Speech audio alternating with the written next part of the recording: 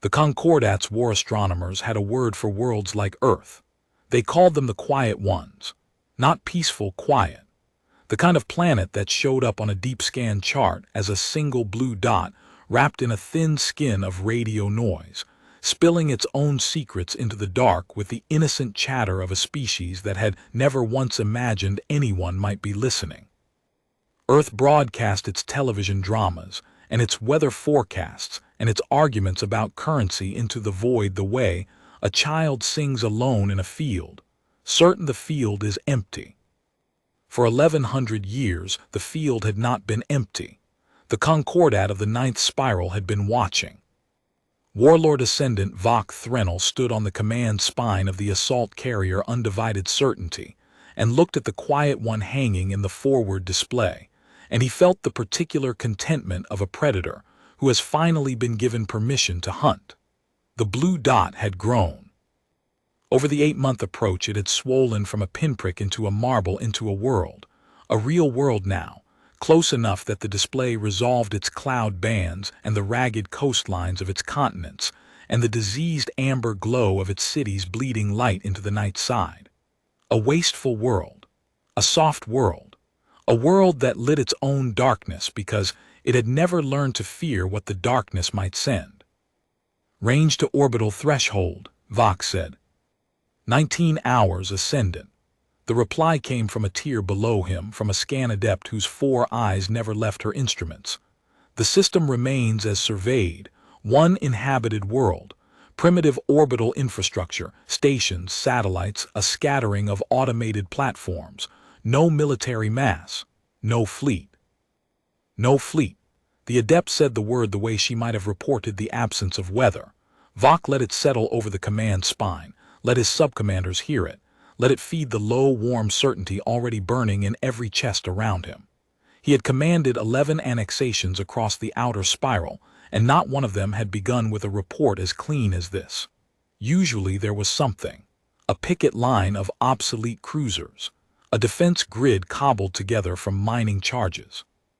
A single stubborn dreadnought that the locals wheeled out like an heirloom and died behind. Something to justify the ceremony of conquest, to give his warriors the dignity of an enemy. Earth had nothing. They do not know we are here, said Second Spine Karsa, moving up the tier to stand at his flank. She was old for a field officer, scarred along the jaw from a boarding action 2 campaigns back, and she distrusted clean reports on principle. 8 months in system and their instruments have not resolved us. We are inside their own cometary shell, and they are still watching their entertainment. Because there is nothing to resolve, Vok said. A species that has never been struck does not build the eyes to see the fist coming. They have looked outward for 1,000 years and seen only rock and light. They have decided the universe is furniture. He gestured at the blue world. We are about to teach them it has teeth. Karsa did not answer. Her silence had a texture he had learned to read across 3 campaigns together. Not disagreement exactly, but the reflex of an old warrior checking a door she has already checked. Vok let her check it. He could afford generosity.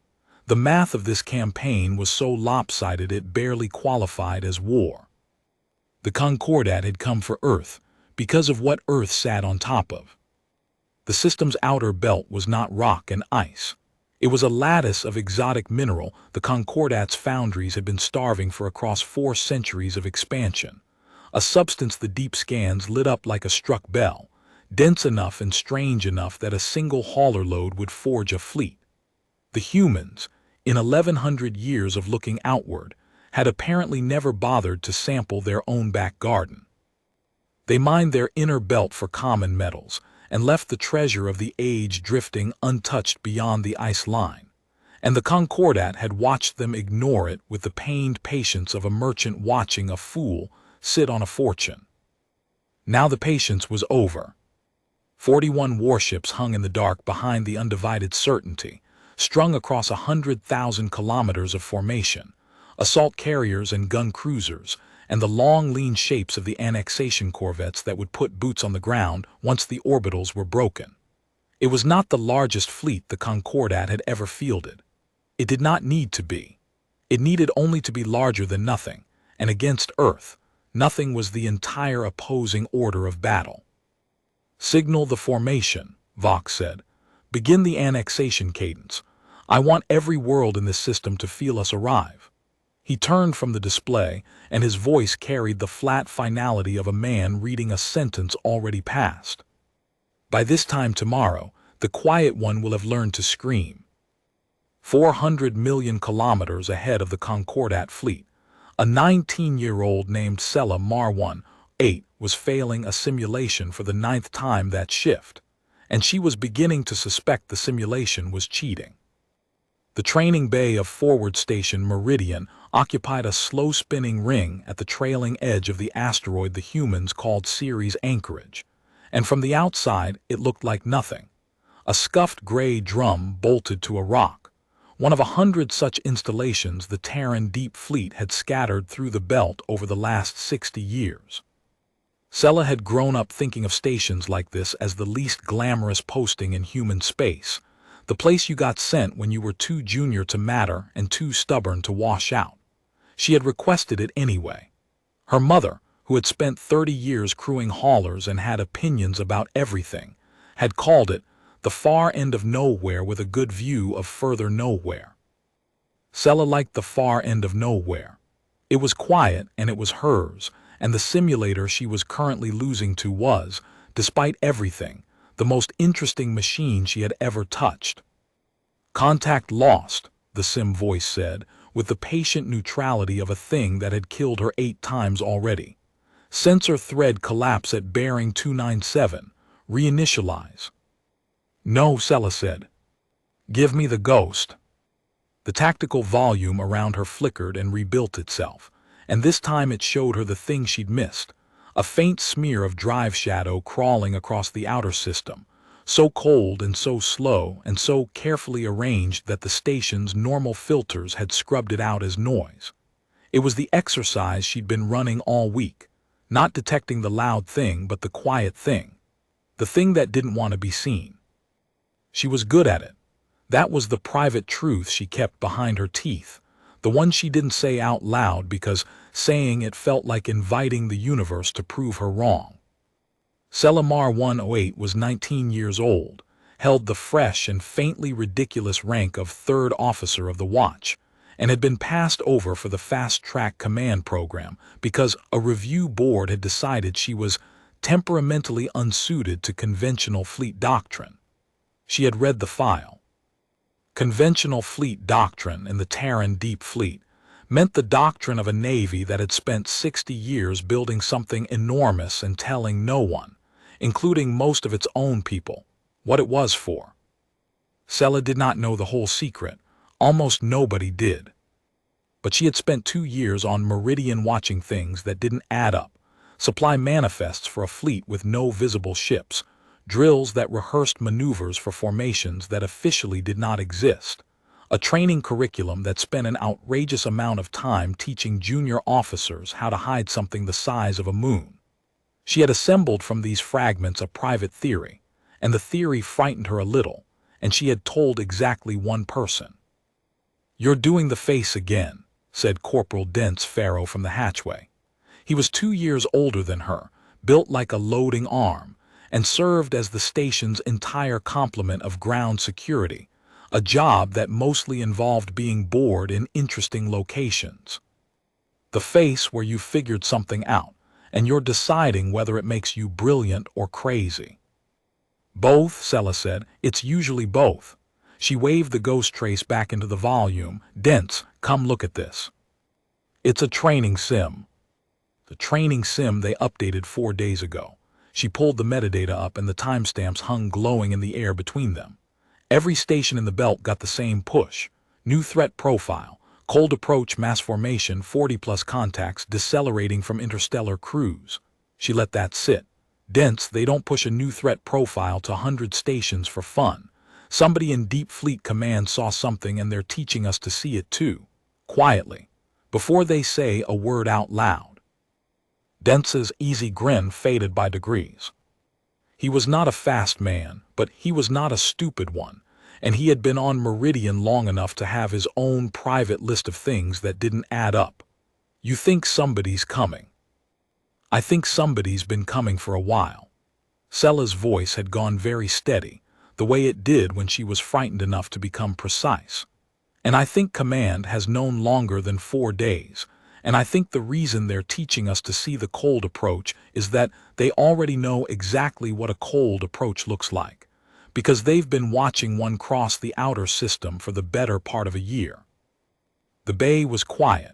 Somewhere below them, the station's reactor hummed its endless single note.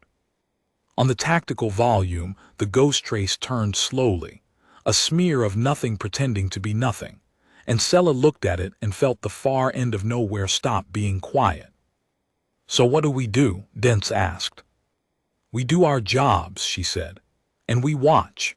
And when Command finally decides to stop being quiet," she killed the sim, and the volume went dark, and her reflection hung in the black glass of the console, 19 years old and certain of nothing except that certainty had just left the room. "We'd better already know what we're looking at." The order came 6 days later, and it came the way important things always seem to on Meridian, not with alarms, but with a change in the reactor's note. Sela felt it before she understood it. She was in the mess off shift, arguing with Dents about whether the station's coffee substitute qualified legally as coffee, when the omnipresent hum under everything shifted a quarter tone deeper. She stopped mid-sentence. Every human who had lived long enough on a rock in the belt learned the sound of their home in their bones, and the sound of Meridian had just changed. And changed meant the reactor had been asked for more than a sleepy sensor station should ever need. "That's a spin-up," she said. "That's your imagination," Dent said, but he'd stopped chewing.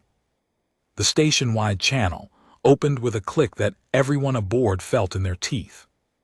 The voice belonged to Station Commander Ivo Rausch, a heavy, quiet man who had held Meridian for 11 years and spoke, in Sela's entire experience, an average of once per month. "All hands," Rausch said. "This is not a drill. Meridian is going to full readiness on direct authority from Deep Fleet Command. Effective immediately, all leave is canceled, all civilian traffic in our volume is being turned back, and this station is under general quarters." A pause. In it, Sela could hear the man breathing, could hear him choosing whether to say the next part. "You have all trained for a cold approach contact scenario. I'm now authorized to tell you that scenario was not hypothetical. A hostile formation has been under passive observation by Deep Fleet assets for approximately 11 months. It is inbound. It will cross Meridian sensor horizon within the next 30 hours. The mess had gone utterly silent. Sela was aware of her own heartbeat, of Dentz's hand flat on the table, of 40 other faces around the compartment, all turned toward the nearest speaker as though it were a window. "I know what you're going to ask," Rausch went on, and his voice roughened. "You're going to ask where our fleet is. You've all done the math on this station. No visible warships, a navy that trains for battles it never fights, a command structure that has been keeping a very large secret for a very long time. A sound that might have been a laugh if the man had been capable of one. I've asked the same question every day for 11 years. Today I got the answer.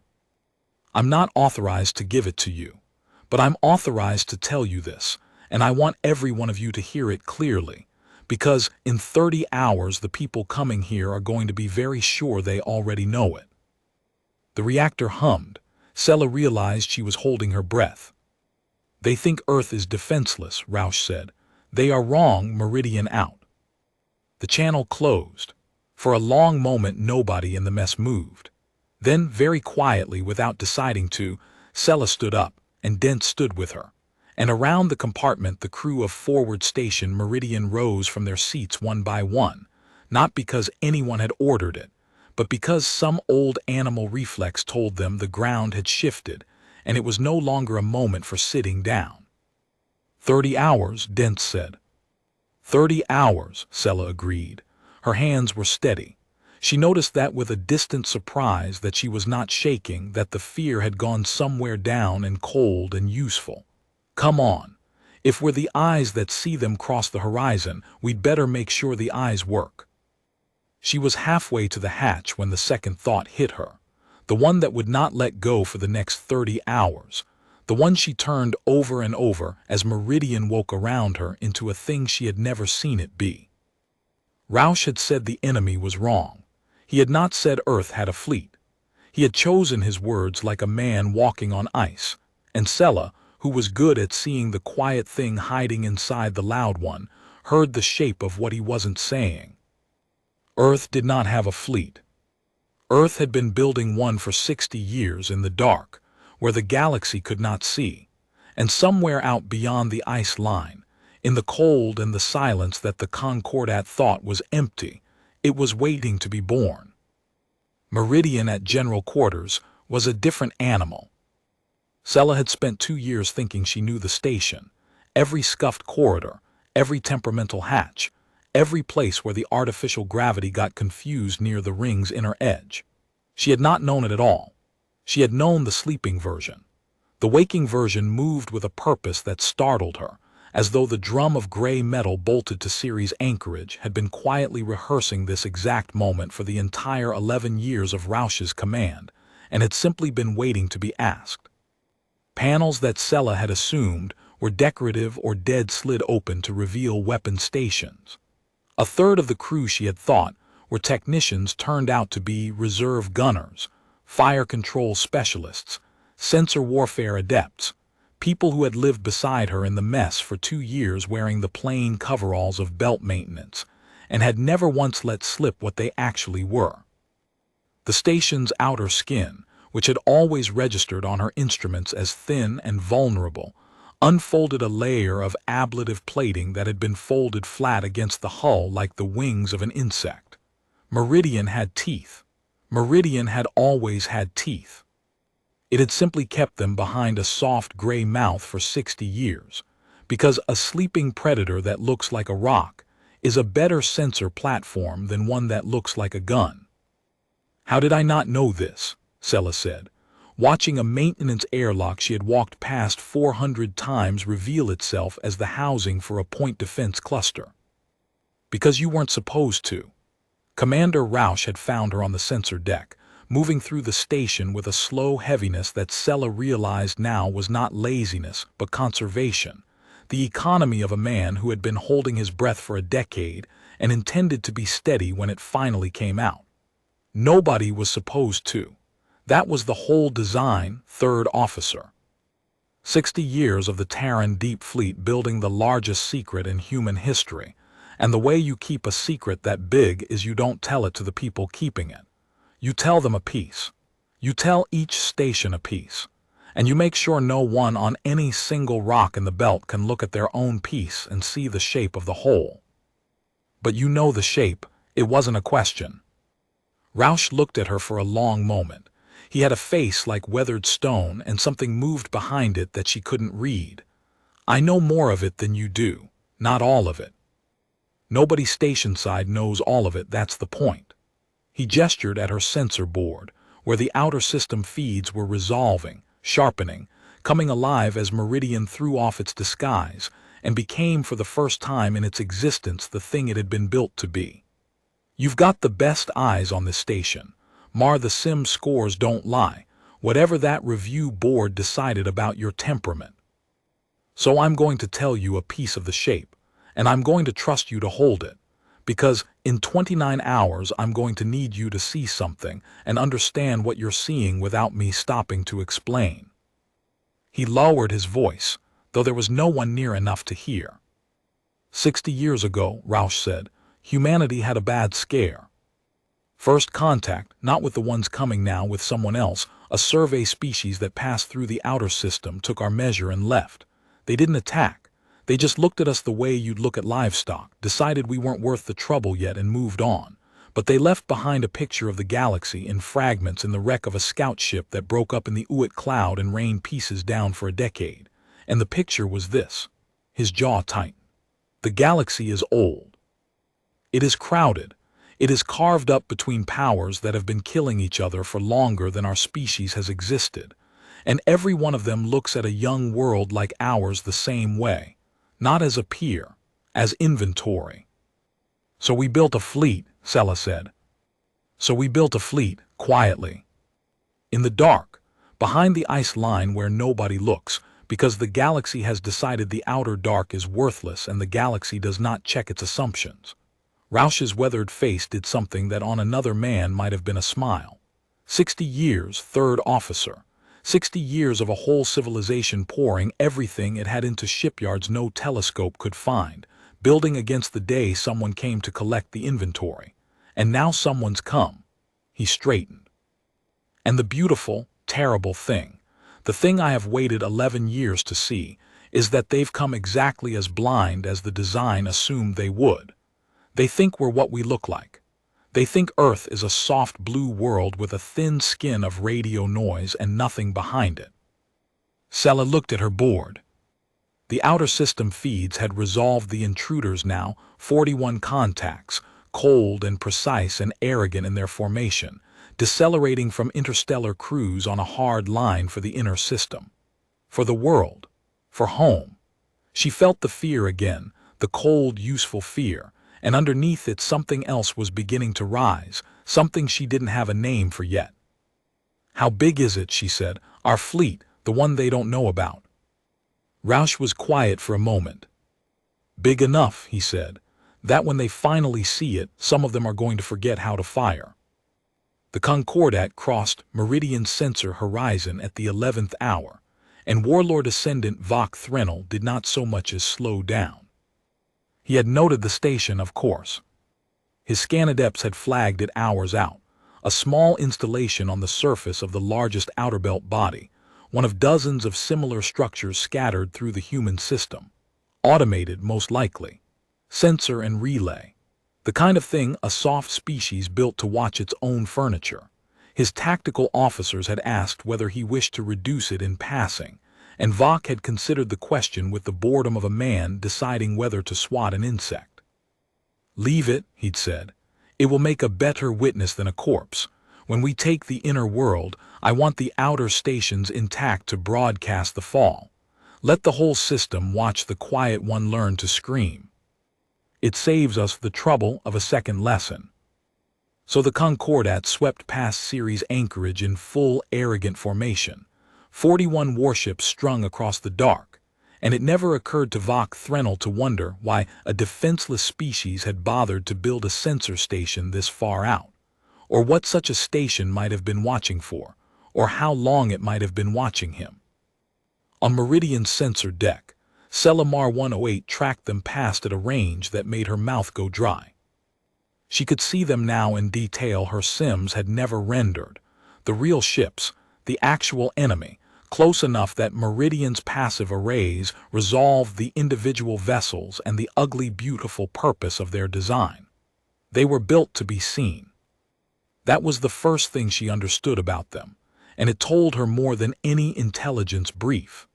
Concordat warships were painted in the deep bruise purple of their heraldry and studded with running lights and honor glyphs, every hull a proclamation, every silhouette designed to announce itself to a terrified sky. These were ships built by a power that had never in living memory needed to hide, because hiding was for prey, and the Concordat had spent so long being the thing others hid from that it had forgotten the trick could be run in reverse. They didn't even slow down, Dent said. He'd talked his way onto the sensor deck by making himself useful and then refusing to leave, and now he stood at Sela's shoulder watching the display with the particular stillness of a man realizing the thing he was afraid of was real. 41 warships, and we're not even worth stopping for. We're worth watching, Sela said. Rausch is going to leave us live so we can see it happen. Her hands moved across the board, refining the track, feeding everything Meridian's eyes could gather into the compressed data lance that would fire it inward, toward Earth, toward whatever was waiting. Every scrap of this is going home. Their formation, their emissions, their weapons signatures, the exact moment they think they've already won. If there's a human fleet out there, she didn't finish. She'd said if too many times in the last day. She was starting to hate the word. The Concordat fleet dwindled inward, 41 points of arrogant light dropping toward the sun, toward the inner belt, toward the blue world that lit its own darkness. Meridian watched. Sela watched. And somewhere in the cold beyond the ice line, in the dark the galaxy had written off as empty, something began to move. Sela saw it first because she was looking for it, because Rausch had told her to see something and understand it, and because 2 years of chasing the quiet thing hiding inside the loud one had trained her to distrust an empty part of the sky. The Concordat was the loud thing. Everyone's eyes were on the Concordat. And so almost no one noticed, in the first few seconds, the way the stars behind the enemy fleet began, very softly, to go out. Not all at once, not with any drama, just here and then in a widening arc across a whole sector of the outer dark, the pinprick lights of distant suns winking out one by one, as though something vast were sliding between Meridian and the galaxy, something with no running lights. Something painted the exact black of the space it moved through. Something that had been sitting silent behind the ice line for who knew how long, waiting with the patience of a civilization that had spent 60 years learning to hold its breath. Sela, Dentz's voice had gone strange. Sela, the stars behind them. Where'd the stars go? They didn't go anywhere, Sela said, and she heard her own voice come out very quiet and very steady and very far away. Something's in front of them. She pushed every gain her arrays had into that patch of blackness, and the display fought her, because the display was built to find things that emitted, and this thing emitted nothing. No drive plume, no comms, no thermal bloom, a cold hole in the universe the size of a planet. For 3 full seconds, Meridian's finest sensors reported empty space and a wrongness in the starlight, and Sela's heart hammered against the certainty that she was seeing a ghost, an artifact, a glitch. Then the thing in the dark decided it no longer needed to hide. It did not turn on its lights, it was past lights. What it did was worse. It opened its eyes. All along the invisible black flank that had been eating the stars, a lattice of sensor emitters and targeting arrays came alive at once. Not warm, friendly lights, but the hard actinic blue-white of active military tracking, thousands of them. And by their own glow, they revealed for one impossible instant the shape of the thing that carried them. Sela stopped breathing. It was a warship. Her mind insisted on the word because it had no other, but the word was a lie, the way calling a mountain a rock is a lie. The vessel the sudden light revealed was longer than the largest structure humanity had ever built, a black blade of a hull that ran on past the edge of comprehension, sharp, proud, and slab-sided, and utterly without ornament, painted the dead black of deep space and studded now with 10,000 cold blue eyes. There were no honor glyphs. There were no running lights. There was no proclamation of any kind, because the thing had not been built to be seen. It had been built to end things, and the only proclamation it needed was the 10,000 tracking locks it had just laid across the Concordat fleet from a range the Concordat had not known it could be seen at. "That's ours," Dentz whispered. "Sela, tell me that's ours." Sela couldn't answer. She was looking past the first one now, because the first one had never been alone. The first one had merely been the closest, the one whose awakening light revealed the others. And behind it, filling the patch of dark where the stars had gone out, rank on rank on rank into a depth her instruments could not fathom, the rest of them were opening their eyes too. Not one dreadnought, not 10.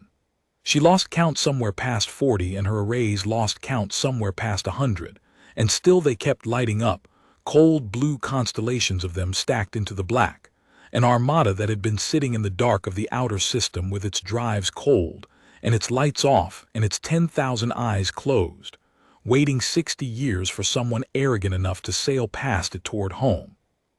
The stars did not come back. There were too many hulls in the way now.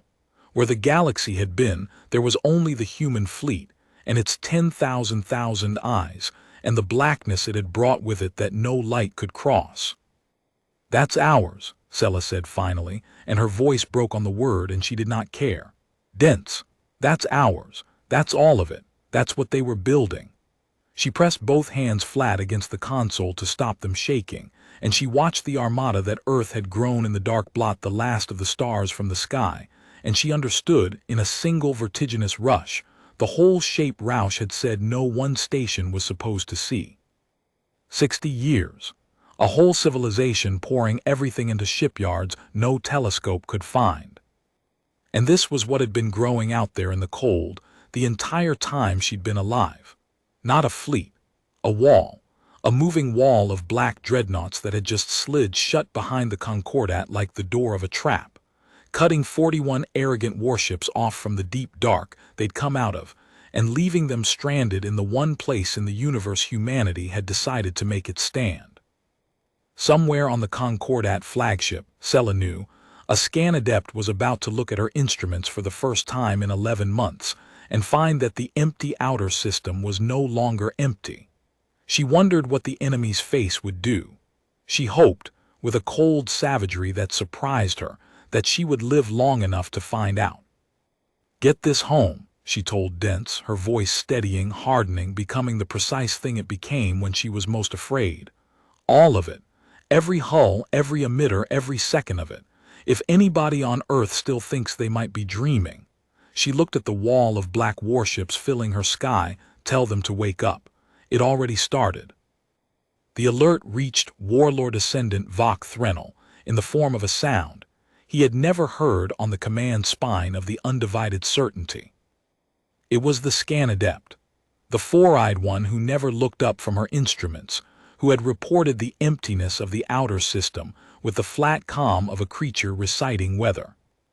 She made a sound now, a small involuntary click, deep in her throat, the noise a Concordat warrior made when something reached past discipline and touched the animal underneath. Vok had commanded her for 3 campaigns and had never once heard her make it. Ascendant, her voice when it came was wrong, stretched thin over something she was fighting to keep down.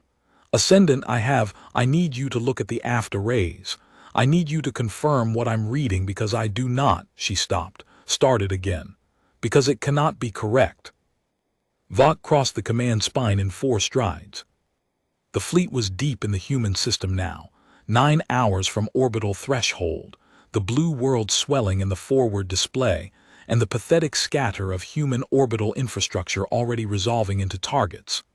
Behind them the outer dark fell away, empty, conquered in passing, of no further interest. That was where the adept was pointing. That was where she wanted him to look, back the way they'd come, back at the nothing they'd already sailed through. He looked. For a moment his mind did what Sela Mar108's had done 400 million kilometers away. It insisted on the impossible, refused the evidence, tried to read the display as malfunction. Because the aft arrays showed the outer system full. Not full of debris, not full of stations, not full of the pathetic obsolete pickets a soft species might scrape together. Full of warships, a wall of them, a depth of them his instruments could not measure, painted the black of the space they hid in, opening 10,000 cold blue eyes and laying targeting locks across his entire fleet from a range at which Concordat doctrine said targeting was not possible. "Ascendant," the adept said, and her discipline finally cracked just slightly, just enough. "The outer system was empty. I swept it. 11 months of passive observation. I swept it every day. There was nothing. There was nothing you could see." The new voice belonged to Second Spine Karsa, and Vok turned to find her standing very still at the edge of the command spine, her scarred face set in an expression he had never seen her wear.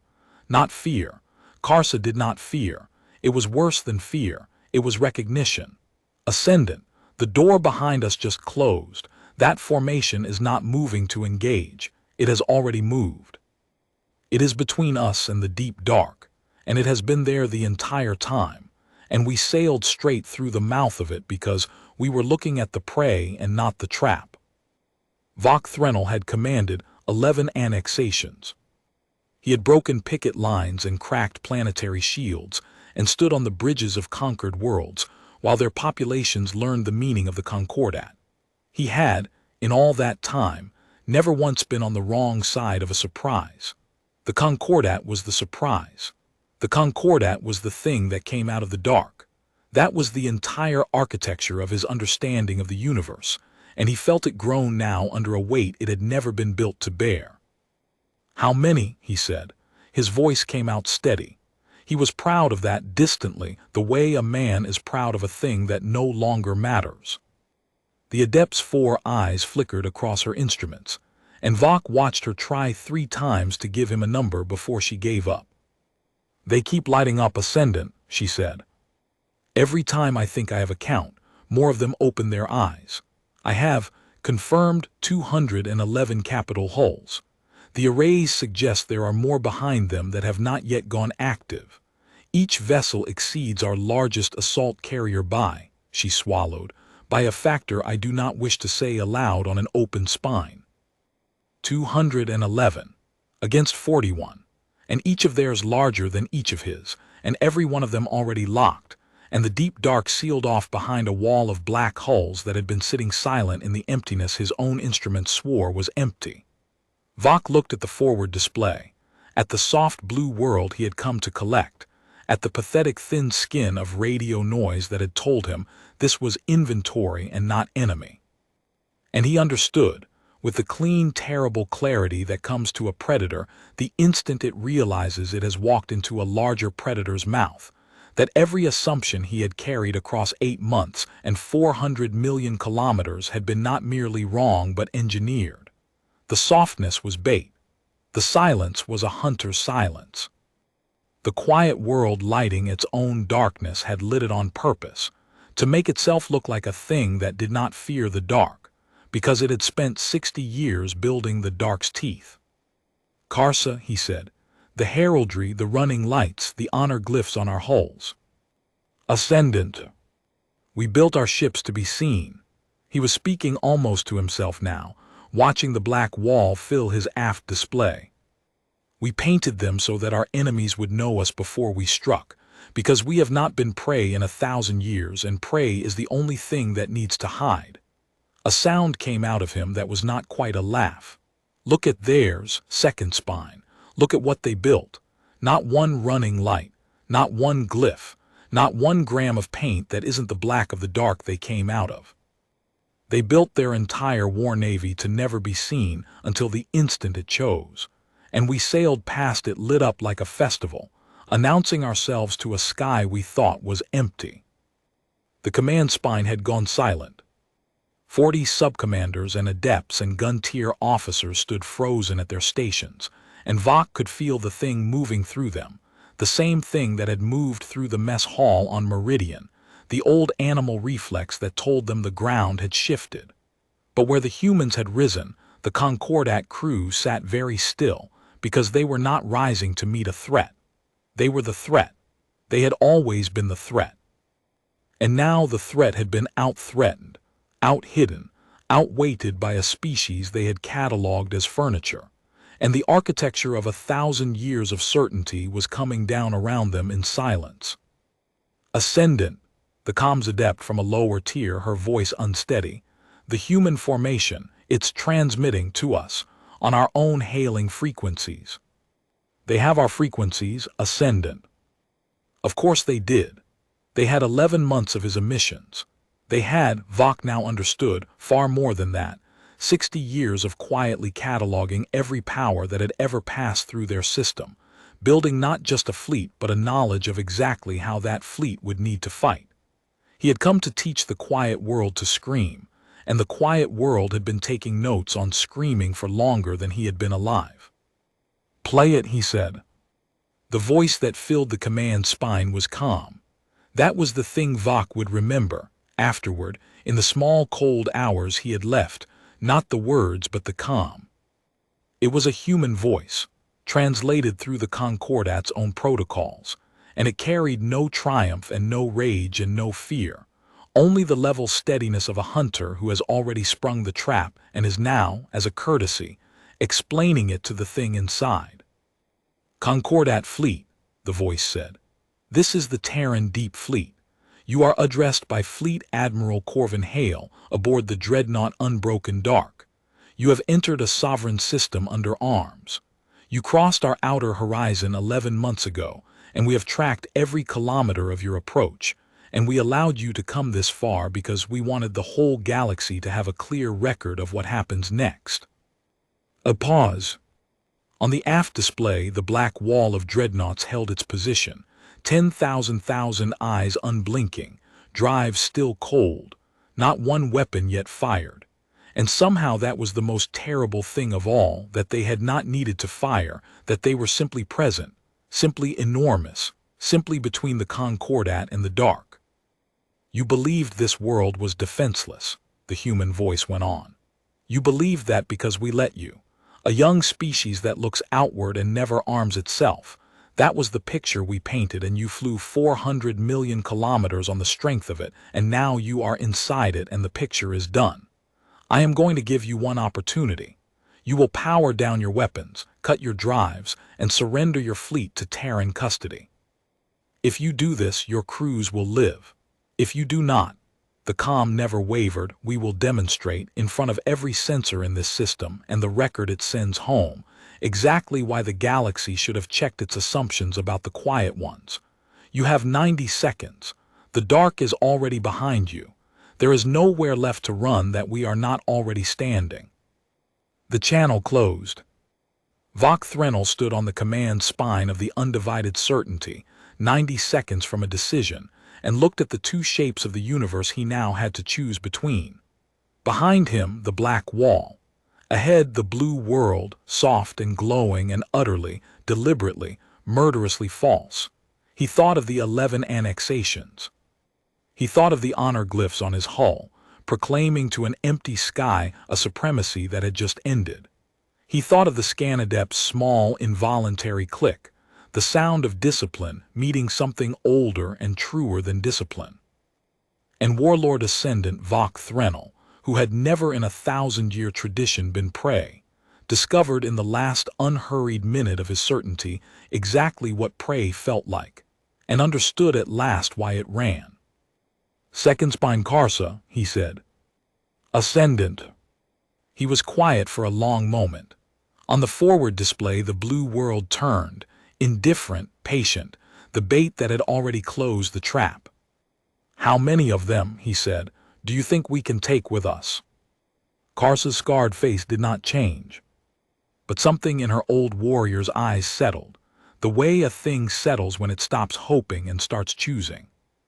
"Not enough, Ascendant," she said. "Not nearly enough, but some." She turned to her station, and her hands moved to the fire-tier controls with the terrible calm of a professional who has finally been handed a hopeless task and is grateful, at least, that it is a simple one. "Some." Vok looked at the black wall one last time. He raised his voice so the whole command spine could hear it, so the record the humans were making would carry it home to every world that had ever called Earth inventory. "We are the Concordat," he said. "We do not surrender to furniture, a breath, all tiers, weapons free. Make them remember the price of the quiet ones." And 41 warships, lit up like a festival against the black, opened fire on a wall that had been waiting 60 years to answer. On Meridian's sensor deck, 400 million kilometers away, Sela Mar108 watched the Concordat open fire and felt her whole body go still. The distance meant she was watching the past. Light took time to cross the gulf between the inner system and Ceres anchorage, and so what bloomed across her display was already minutes old, a thing that had already happened, a battle whose outcome was already fixed and merely traveling toward her at the speed of light like weather. She knew this. It didn't help. Some part of her strained forward against the delay anyway, willing the images faster, needing to know what the wall of black dreadnoughts did when 41 arrogant warships finally threw their fire against it. "They're shooting," Dent said unnecessarily in the voice of a man narrating his own disbelief. "Sela, they're actually shooting against that. Why would they?" "Because they're the Concordat," Sela said, and she surprised herself with the answer, because it had come from somewhere she hadn't known she was thinking. "Because they've never lost.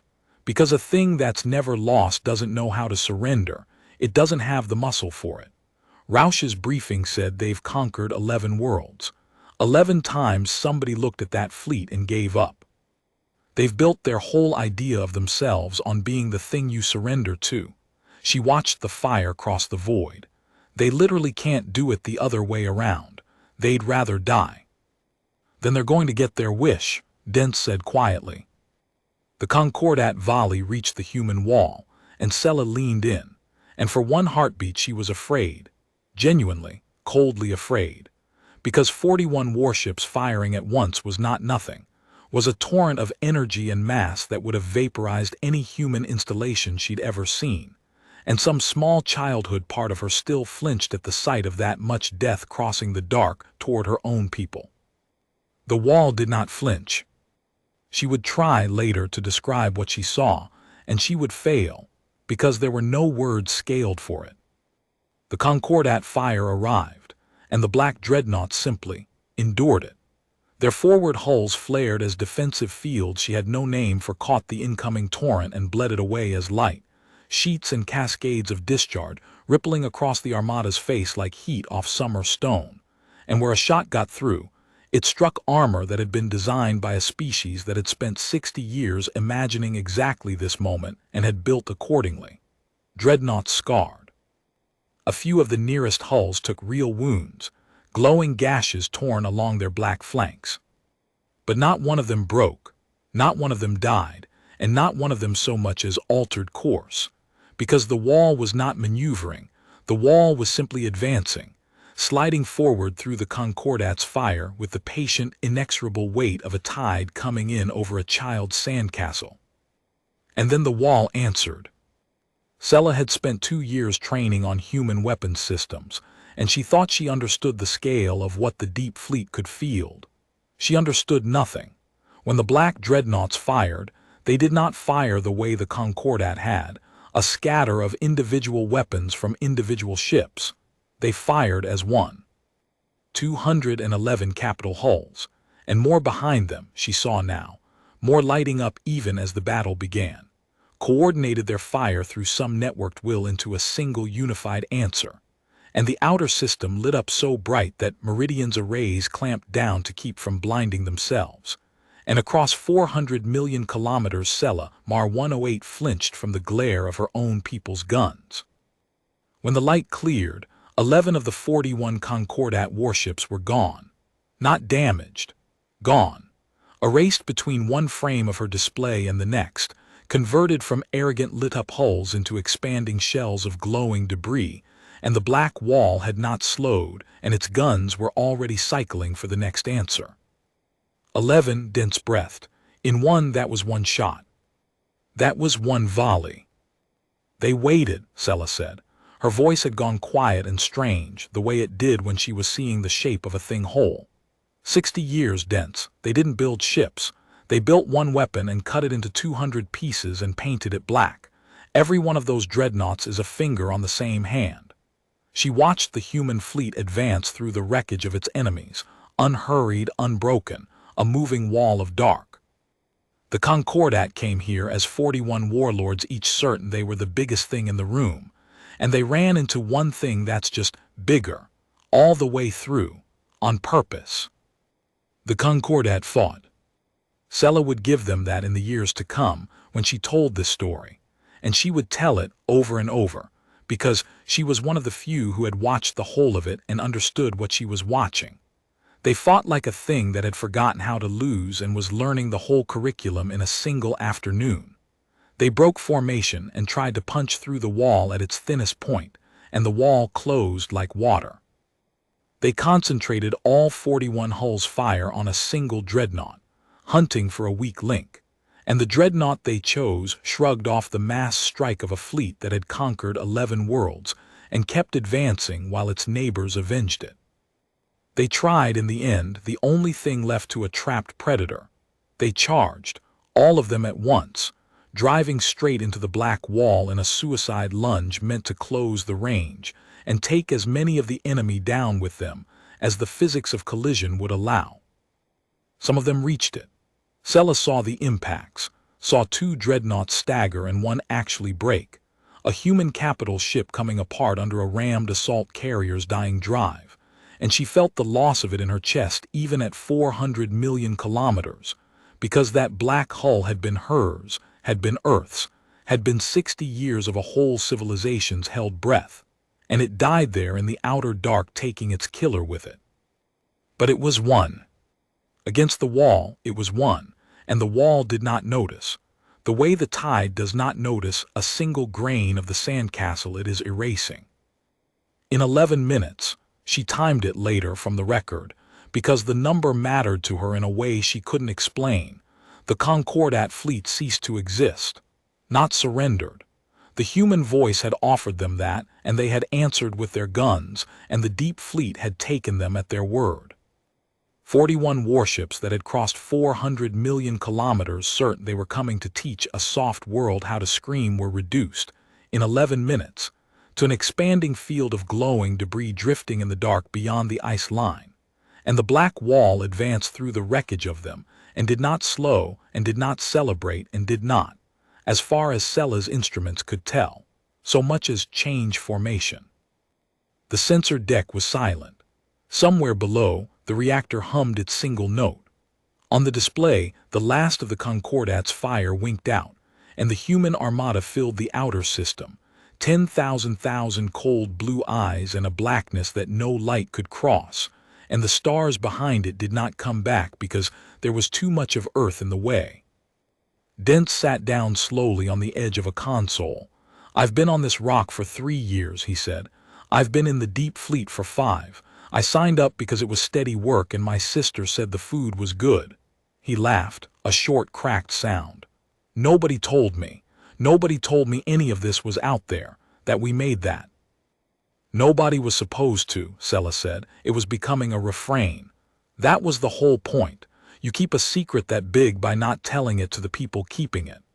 She was looking at the wall, and something was moving in her, the thing she hadn't had a name for yet, and she thought maybe she was finding the name now.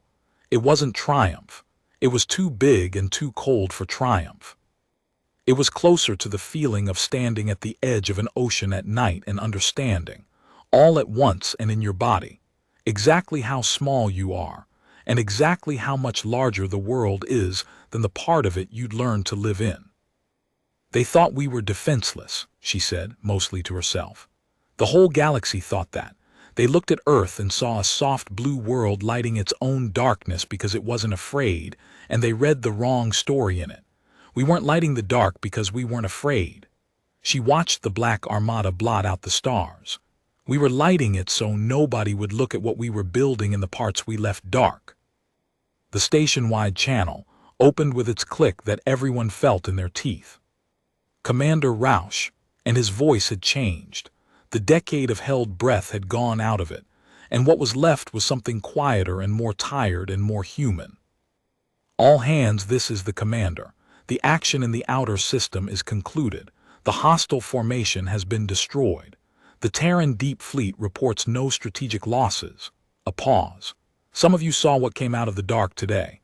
All of you will when the record is released, and it will be released, every second of it, to Earth, and to every relay we can reach, and eventually to the galaxy that decided we were furniture."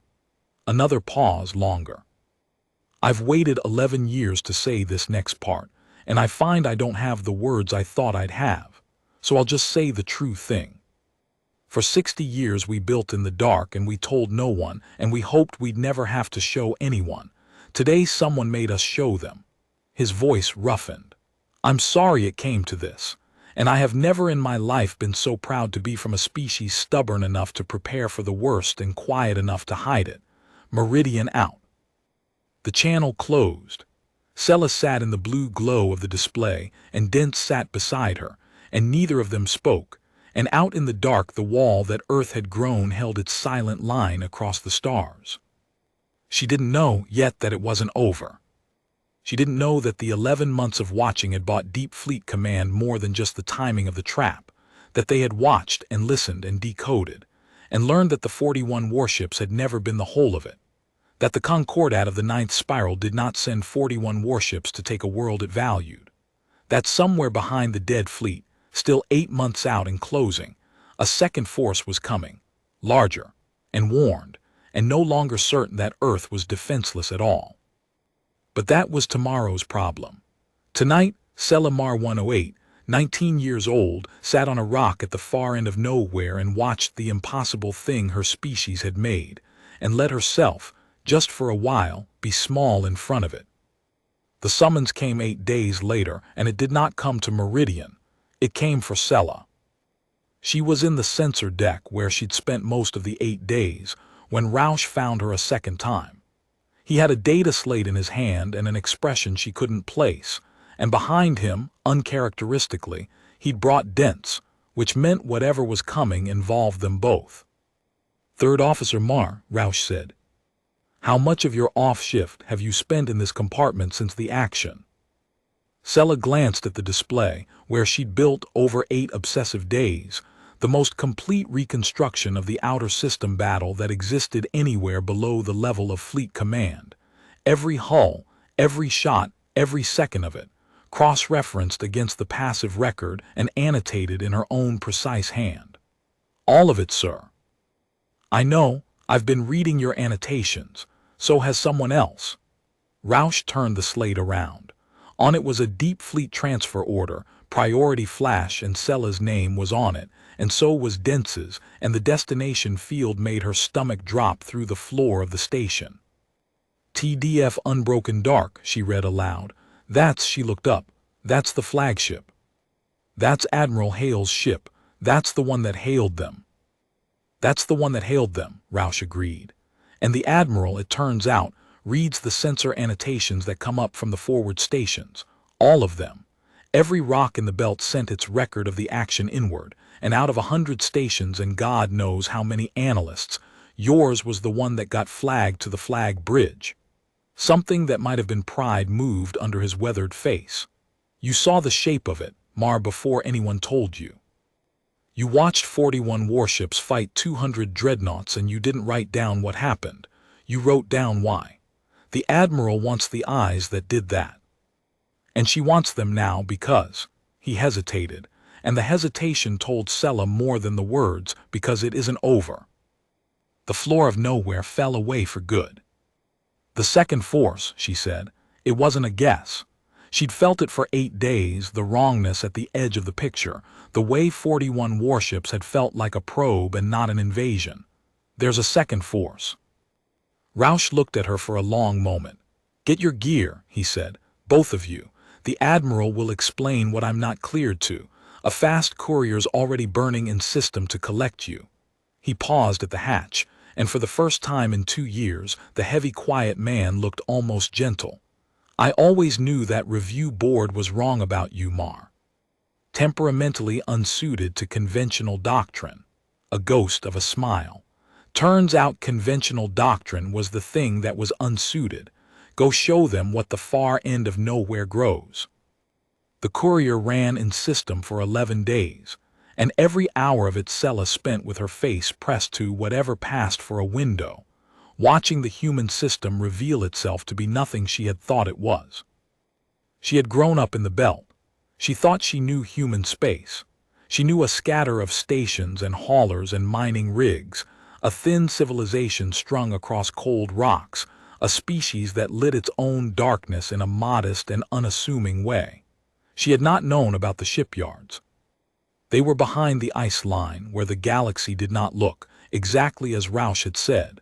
But Roush's words had not prepared her for the scale of it, and neither had the battle, because the battle had only shown her the product and not the factory. The courier's route home threaded past 3 of them, and each one dwarfed anything Sela had ever imagined humanity building. They were not stations. They were regions. Volumes of space enclosed in kilometers-wide construction lattices, dark and cold, and utterly invisible to any telescope that wasn't standing right on top of them. And inside each one, hull after black hull hung in various stages of birth, dreadnoughts being grown the way the wall in the outer system had been grown, patient and silent and enormous. 60 years of a civilization's entire industrial will poured into the one project it had decided. After its first terrifying glimpse of the galaxy, that its survival required. "How many?" she asked the courier's pilot, a taciturn woman who had clearly ferried shocked belt officers past these sites before and had a practiced way of not answering. More than they showed the Concordat, the pilot said, which was not an answer and was the only answer Sela got and was somehow worse than a number. The unbroken dark was waiting for her at the edge of the inner system, and Sela's first sight of it, filling the courier's forward view, was the thing that finally broke her ability to hold the scale of what her species had made. She had watched it on a display at 400 million kilometers. She had annotated its every shot. She had thought she understood it. She had understood nothing. Up close, the flagship of the Terran Deep Fleet was not a ship the way the courier was a ship, or Meridian was a station. It was a landscape, a black horizon that curved away in every direction, its hull vanishing into distance before it ended, 10,000 cold blue eyes and armored ridges and weapon emplacements the size of cities. And Sela pressed her hand flat against the viewport and did not say anything at all, because there was nothing in her 19 years that had given her words for it. "That's home now," Dent said quietly beside her. He'd spent the 11 days getting steadily quieter, the loading arm ease drained out of him and replaced by something more careful. For a while, anyway. "That's where we live now." The courier docked in a bay that could have swallowed Meridian whole, and Sela Mar108 stepped off it onto the deck of the largest warship her species had ever built, and was met by an officer who took one look at her and said, "You're younger than your annotations," in a tone that suggested this was both a complaint and a relief. Fleet Admiral Corvin Hale was not what Sela expected, and she'd had 11 days to expect things. The voice that had hailed the Concordat, level, calm, terrible, had built a picture in her mind of some towering figure, some ancient architect of the 60-year secret. The reality was a spare, sharp-eyed woman perhaps a decade older than Sela's mother, with gray coming into close-cropped dark hair, and the particular stillness of a person who had spent a very long time being responsible for things too large to hold. She stood in a briefing volume near the heart of the unbroken dark, a chamber whose walls were a single, seamless tactical display, and when Sela and Dents entered, she did not offer rank or ceremony. She just turned and looked at Sela and said, "You saw the second force before anyone told you. In your annotations, Day 3, you flagged a discontinuity in the Concordat's approach vector and wrote," she quoted it exactly from memory, "This formation is calibrated as a valuation probe, not an assault. They came to price us, not to take us." "Where is the invoice?" Hale's mouth moved, not quite a smile. "Where is the invoice, third officer? It's a good question. I'm going to answer it, and then I'm going to tell you why a 19-year-old from a sensor rock is standing on my flag bridge." The tactical volume rearranged itself, and Sela's stomach dropped for the second time in 11 days.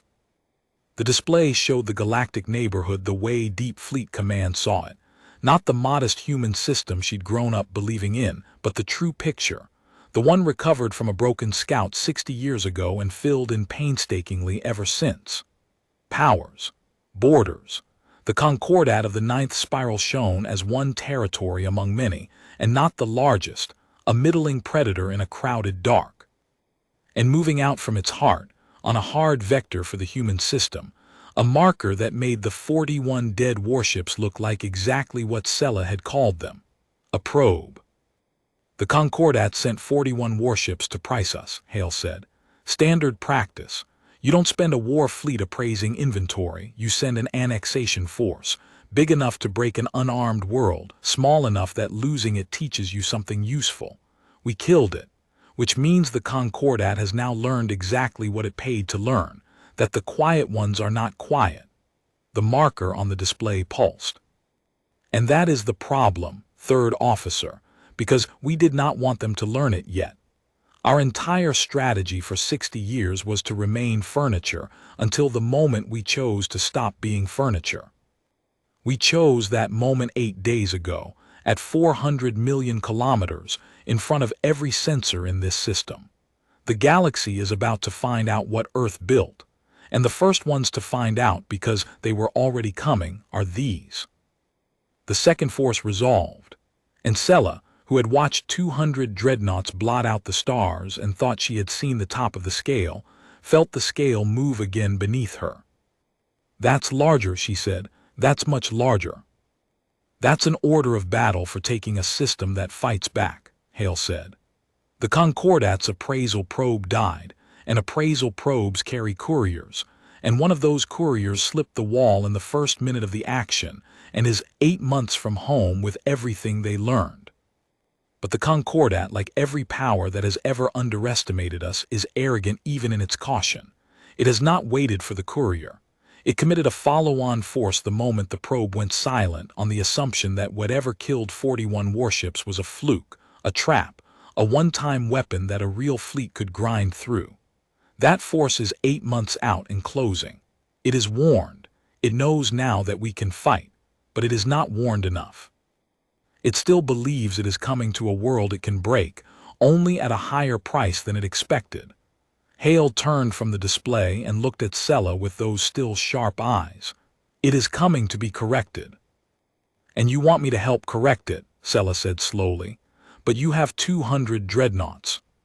"You have," she gestured at the walls, at the shipyards she'd passed, at the whole impossible dark grown might of her species. "You have all of this.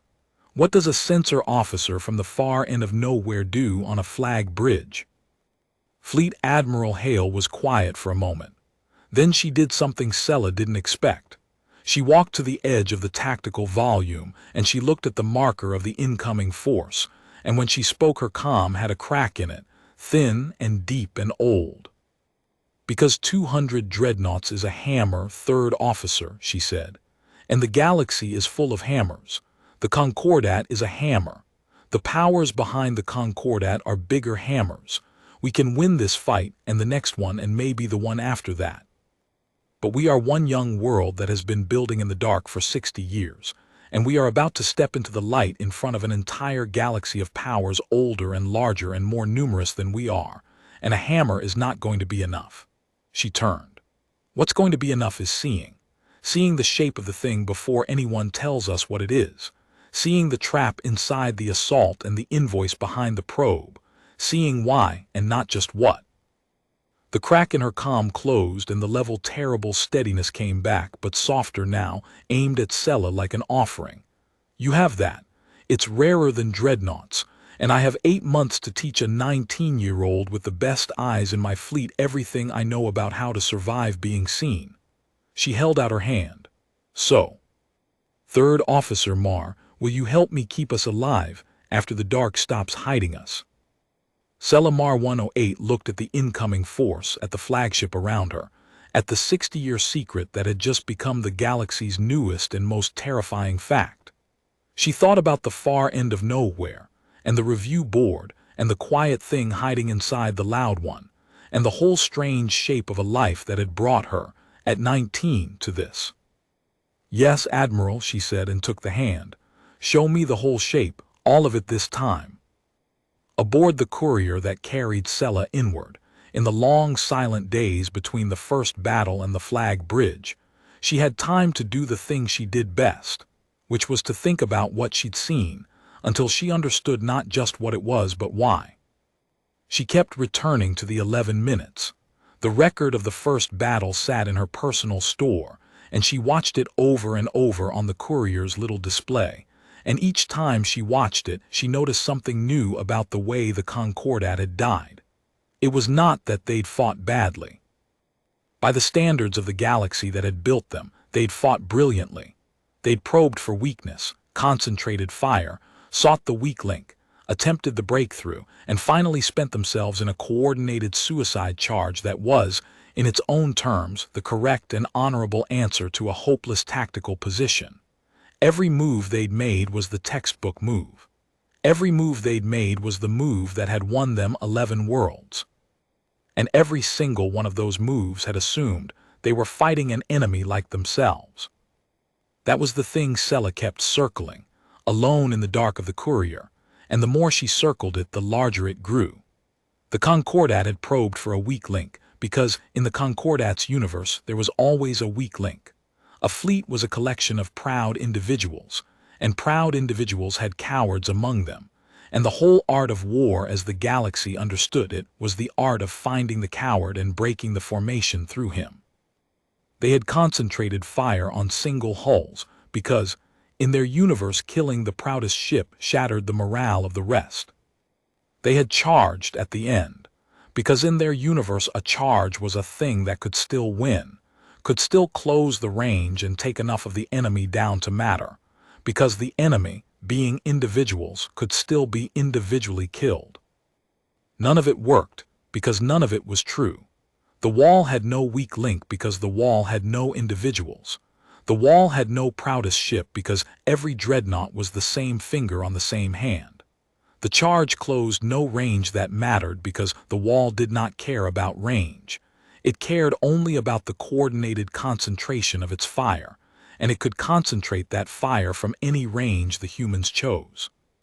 The Concordat had brought 1,000 years of the galaxy's finest war doctrine to bear against Earth, and the doctrine had failed completely, not because it was bad doctrine, but because it was doctrine for a war between individuals, and Earth had built, in 60 patient years in the dark, a thing that was not an individual at all.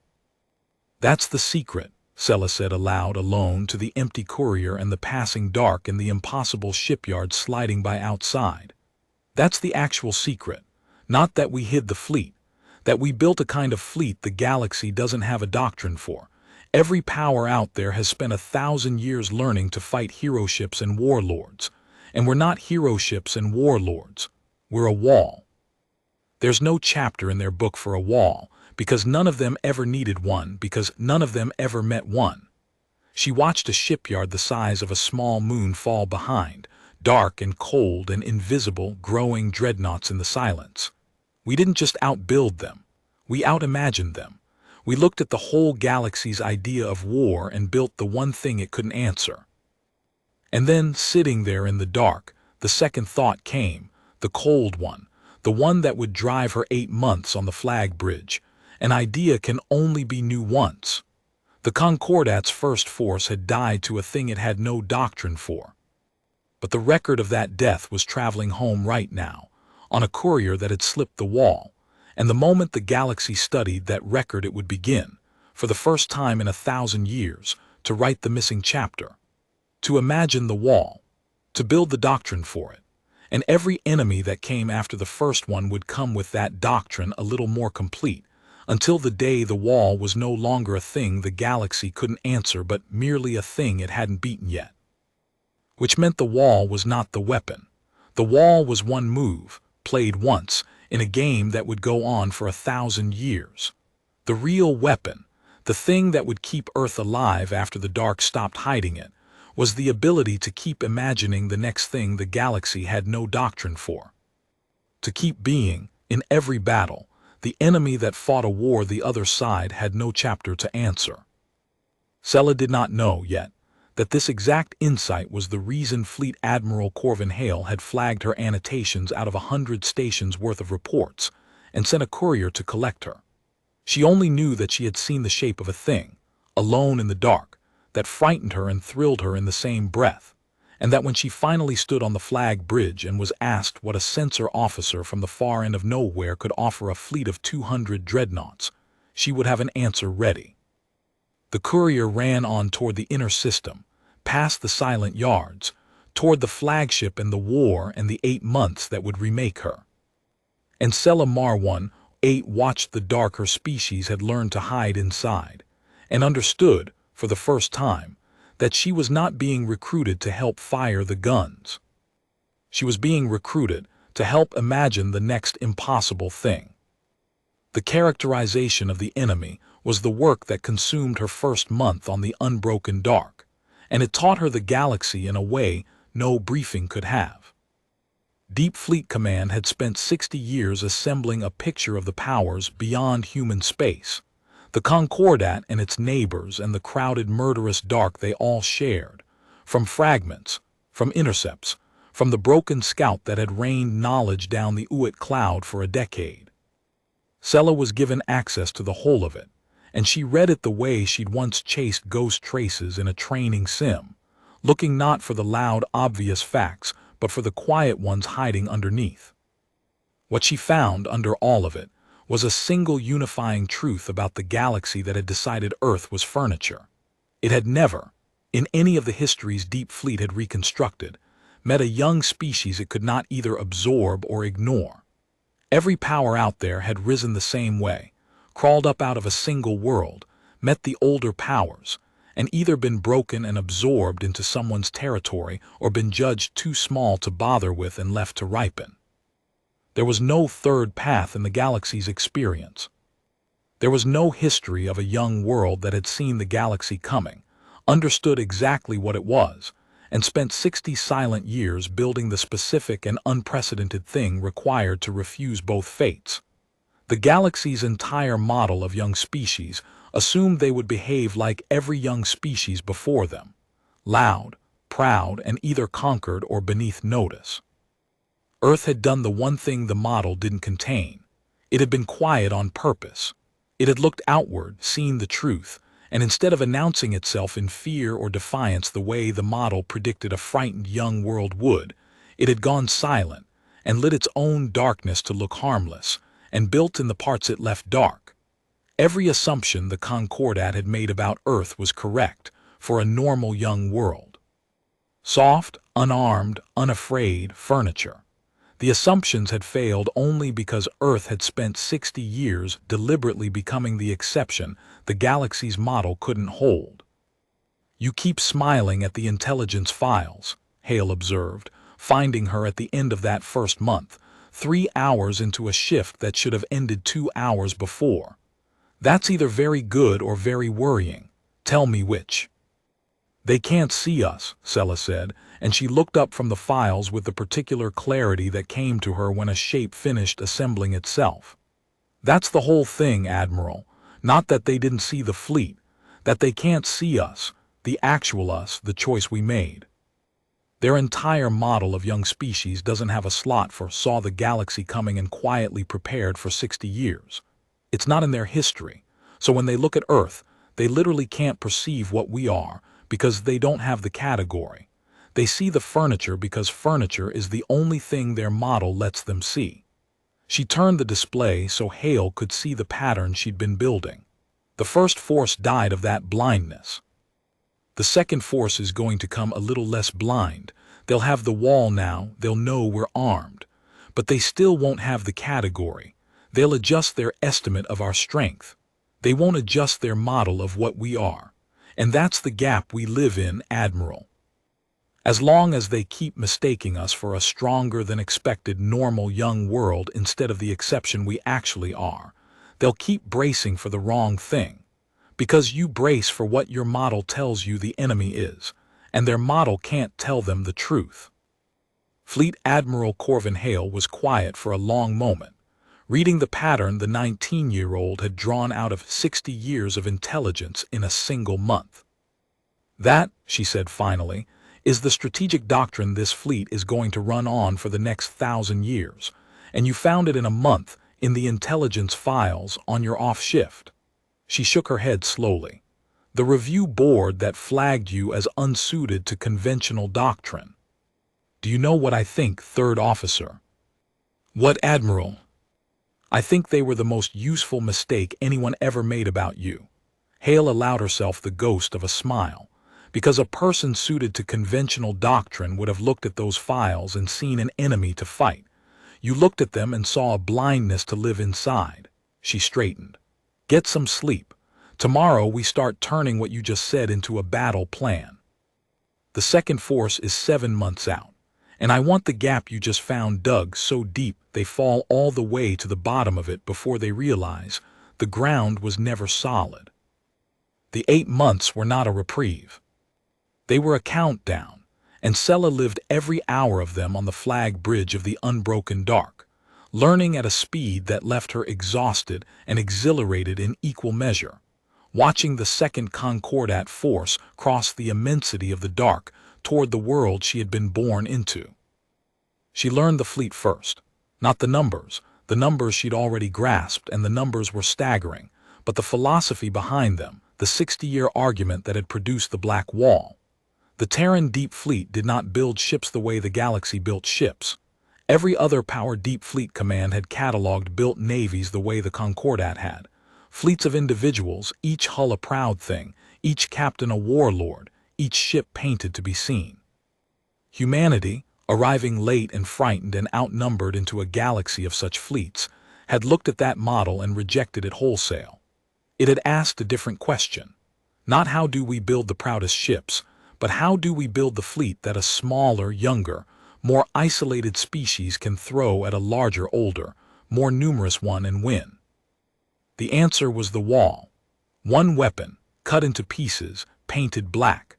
Dreadnoughts that were not individuals but organs, networked into a single fighting will that could concentrate the fire of 200 hulls into one answer, and disperse the damage of an enemy's strike across the whole, so that no single blow could kill more than a fraction. A fleet built not to be admired but to be survived. A thing that hid until it chose, struck as one, and could not be broken piecemeal because it had never been assembled piecemeal in the first place. It's why they can't beat us the way they beat everyone else, Hale told her, in one of the long sessions in the tactical volume where the Admiral taught and Sela absorbed. Every power in the galaxy fights the way the Concordat fights, hero ships, warlords, glory. Their whole doctrine assumes the enemy is the same, a collection of proud individuals that can be broken by killing the proudest, splitting the formation, making the captains doubt. Watch what they tried in the outer system. She pulled up the record, Sela's record, annotated in Sela's own hand. They hunted for a weak link. They concentrated fire on single hulls, looking for the coward, the flaw, the ship that would break and unravel the rest. Because that works, against everyone else that works. Hale's mouth moved. There is no weak link in a wall. There is no proudest ship to kill. There is no captain to make doubt because the whole fleet is one mind and it decided 60 years ago not to doubt. She looked at Sela. That's our edge. It is a real edge. But it is exactly one edge, and the second force is coming knowing it exists, and a knowing enemy is a different animal than a blind one.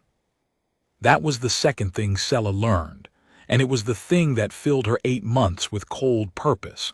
The second force would not sail in blind. The 41 warships had died because they'd been arrogant and unwarned. The follow-on had watched its probe go silent and drawn conclusions. It knew the quiet ones had a fleet. It knew that fleet hid in the dark. It knew the fleet struck as one. And a Concordat that knew these things would come with its eyes open, its own sensors scouring the outer dark, its formation braced against ambush, its warlords briefed to expect the wall, and the trap that had killed 41 warships would not work twice. So we don't run it twice, Sela said, 3 months in, staring at the tactical volume until the incoming markers burned behind her eyes. That's the whole problem, isn't it? Our one edge is surprise, and we already spent it. We surprised them once. We can't surprise them the same way again, because now they know the surprise exists. Now you're seeing it, Hale said, and there was something grim and satisfied in her voice.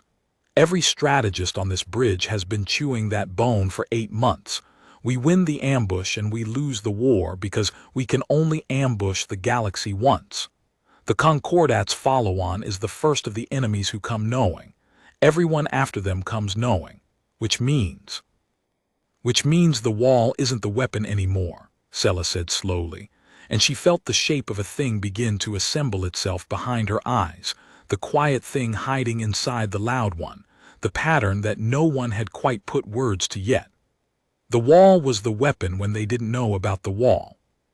Now that they know, the weapon is, she reached for it. The weapon is what they think the wall is. Hale went very still. Go on, she said.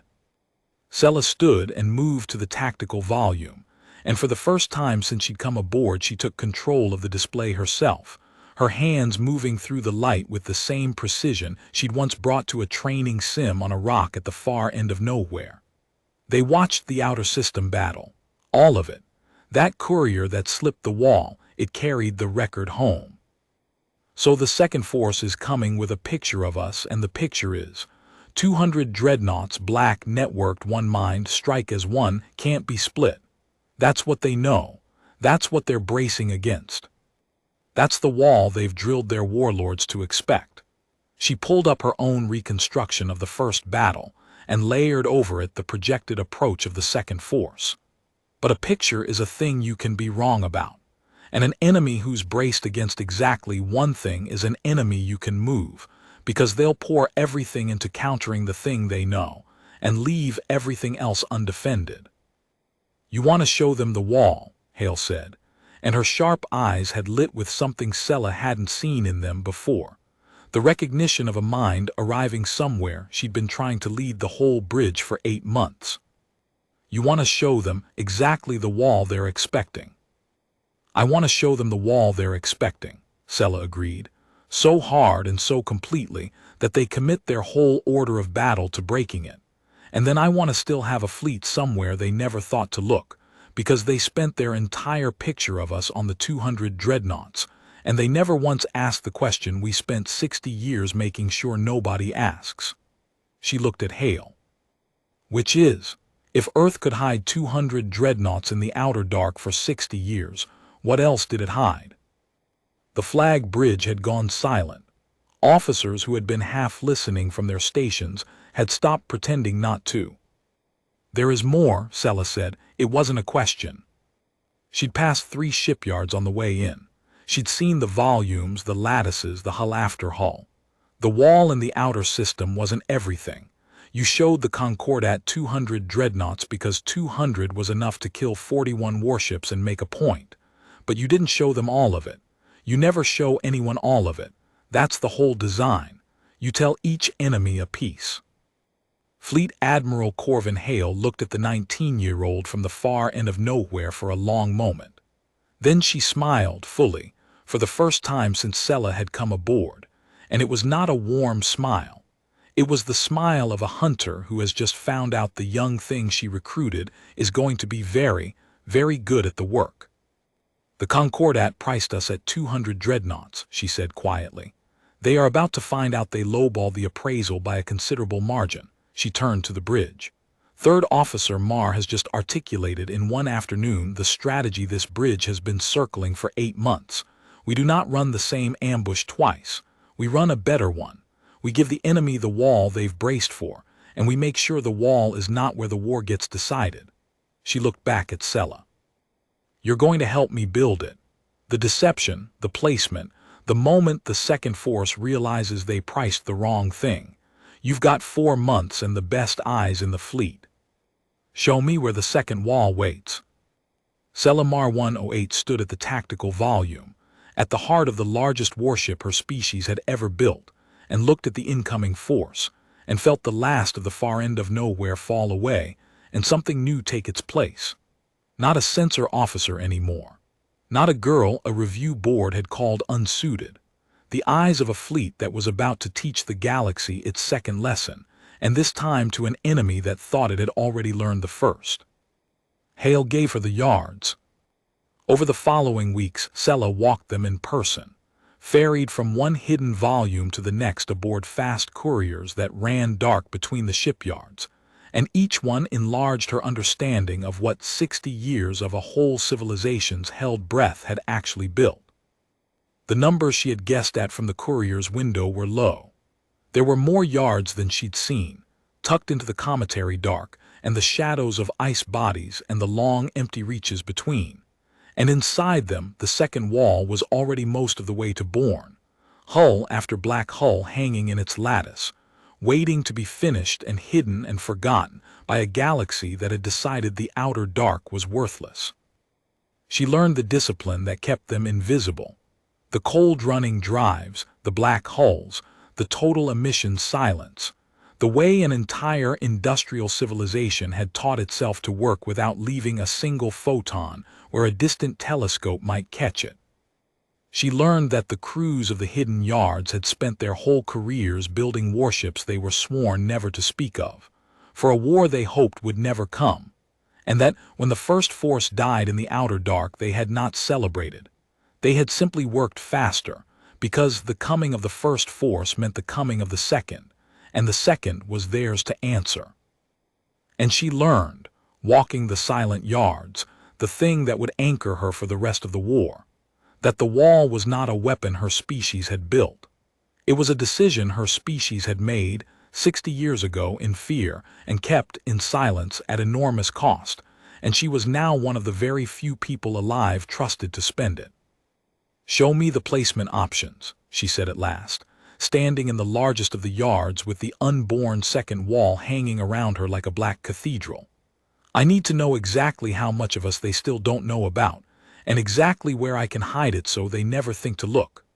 She turned back toward the courier, toward the flag bridge, toward the 8 months and the incoming force and the war that would define the rest of her life. "And then I'm going to help the Admiral hide it one more time, so that when the second force comes to break the wall it's expecting, the wall it isn't expecting breaks it instead." The second Concordat force crossed the human system's outer horizon 8 months and 2 days after the first one died, and it crossed it the way a burned hand approaches a fire. Sela watched it come from the flag bridge of the unbroken dark, and the difference from the first force was immediately, chillingly clear. Where Vok Threnel's fleet had sailed and lit up like a festival, arrogant and unwarned, this force came dark. It had painted out its own honor glyphs. It had killed its running lights. It had learned from the record of its dead probe that the quiet ones hid in the dark, and it had done the unthinkable for a Concordat fleet. It had tried to hide too, sacrificing 1,000 years of proud tradition on the altar of the one lesson that had cost it 41 warships. Sela found something almost pitiable in it, the sight of a proud old predator hunching itself small, mimicking the thing that had frightened it, and getting the mimicry not quite right. But it was larger. That was the thing that mattered, the thing that kept her cold and precise through the long hours of the approach. The follow-on force was not a probe. It was an order of battle for taking a system that fought back, 140 capital hulls, escorts beyond counting, and at its heart 3 vessels that deep fleet intelligence had flagged with a marker Sela had never seen before, a marker that meant unknown, larger than expected, do not engage until characterized. The Concordat had brought its own monsters. It had looked at the record of the wall and decided that whatever killed 41 warships could be ground through by a force built to grind, and it had come with the tools to grind. "They're doing exactly what you said they'd do," Hale said, standing beside her at the tactical volume. 4 months of building the plan together had worn the ranks smooth between them. The Admiral spoke to her now the way she spoke to her most senior officers, which was to say, as an equal in the work. "They're braced for the wall. Look at their formation. Every escort ring, every fire plan, every one of those monsters at the center. It's all shaped to counter a networked strike from a single massed formation. They've built themselves into the perfect anti-wall. They've spent their whole picture of us on the 200 dreadnoughts. So we give them the 200 dreadnoughts," Sela said quietly.